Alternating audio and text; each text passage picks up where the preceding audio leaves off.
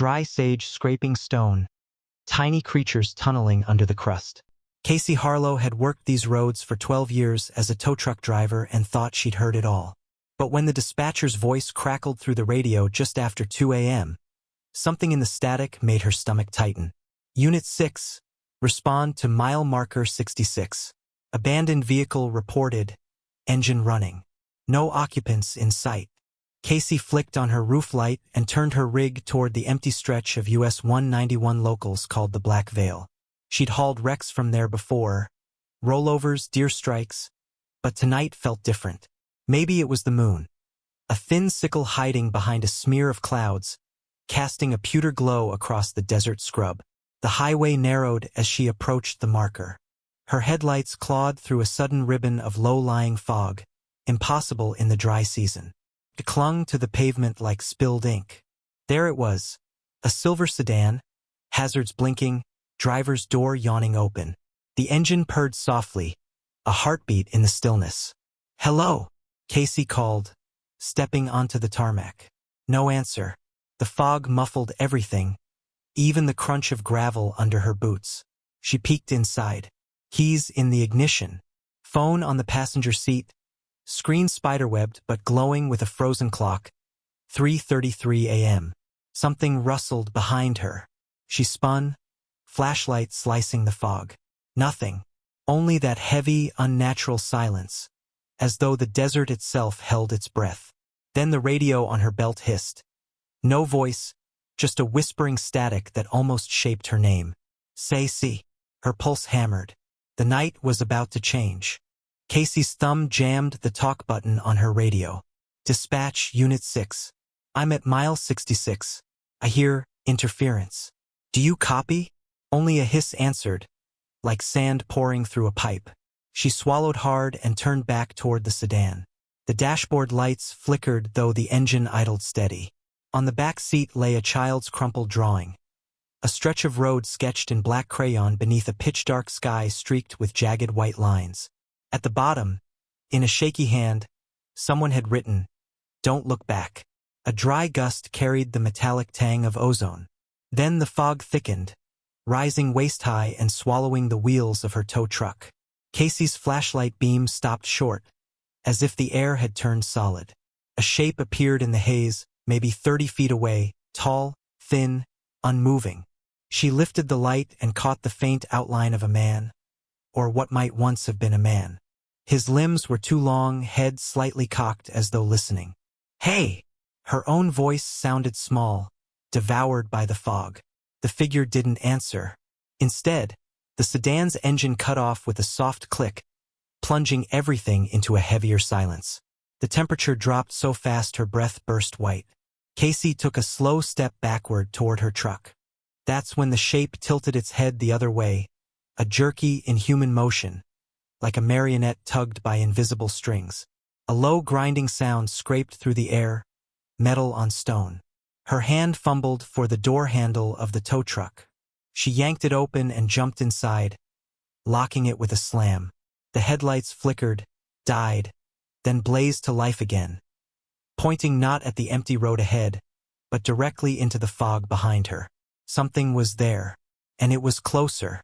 Casey's hands trembled on the steering wheel. She forced the truck into gear, but the engine coughed and died, leaving only the hum of the fog pressing against the cab like a living thing. Every instinct screamed at her to leave the headlights on, yet their harsh white cones now pointed behind her, as if the truck itself wanted her to look. She tightened her jaw and flicked the switch to cut them off. Darkness swallowed the cab. A faint tap, tap, tap sounded on the roof, light at first, then heavier like someone pacing just above her head. She froze, listening. The fog outside pulsed, glowing faintly with a dull, reddish shimmer, as if a distant fire burned inside it. Her phone lit up on the passenger seat, though she'd left it locked. The screen showed a single text message from an unknown number. "You shouldn't have turned off the light." A metallic scrape sliced through the silence. Something slid slowly down the back window, leaving a trail of condensation shaped like a long handprint. Casey sucked in a breath and yanked the door handle. Cold air knifed her face as she leapt out, boots splashing in unseen puddles. The fog clung to her like wet cloth, muffling even her own heartbeat. She reached the sedan again, hoping for some sign of life. The hazards blinked once, then stopped. The entire car dissolved into the mist before her eyes, metal and all, as if it had never existed.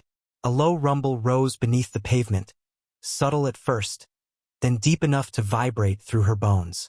It felt like the highway itself was breathing. Behind her, the tow truck's engine roared to life, but no one was in the driver's seat. Casey spun toward the sudden roar of her tow truck. The engine idled by itself, headlights now blindingly bright. She stepped closer, shielding her eyes, and saw the driver's door slowly swing open, an invitation she wanted no part of. The radio inside crackled. A man's voice whispered through the static. Mile 66 claims what it's owed. The words stretched and warped, deeper than any human throat. The ground shuddered. Fine cracks zigzagged across the asphalt, glowing faintly crimson. A wave of dizziness hit her, and the smell of burned rubber and sulfur filled the air. She stumbled back, and the fog behind her parted like curtains. Beyond lay an endless corridor of road, pitch black except for faint red eyes shimmering far ahead. They blinked in unison. A cold wind swept through, carrying a chorus of low moans, hundreds of voices overlapping in anguish. Casey clutched the pendant around her neck, a keepsake from her late father, and whispered, "Not tonight." She dove into the truck's cab and slammed the lock. The ignition key, still in her pocket, pulsed warm against her leg. Yet the dashboard lights glowed, gauges twitching. The radio spat static again, then a child's giggle cut through. "Drive," it said, soft, playful, cruel. Heart hammering, Casey turned the key anyway. The engine answered, smooth and ready. Without thinking, she hit the gas. The truck shot forward, but the familiar mile markers were gone. Instead, endless blacktops stretched under a sky bleeding dark red. No moon, no stars, just that oppressive hue. Her headlights illuminated faded road signs, each one scrawled with names. Elena, Brooks, Harper. She recognized a few, people listed as missing in dispatch bulletins. One sign finally bore her own name. Panic clawed her throat. She floored the accelerator, the speedometer climbing past 90. The truck didn't shudder. It glided, as if the tires no longer touched the earth.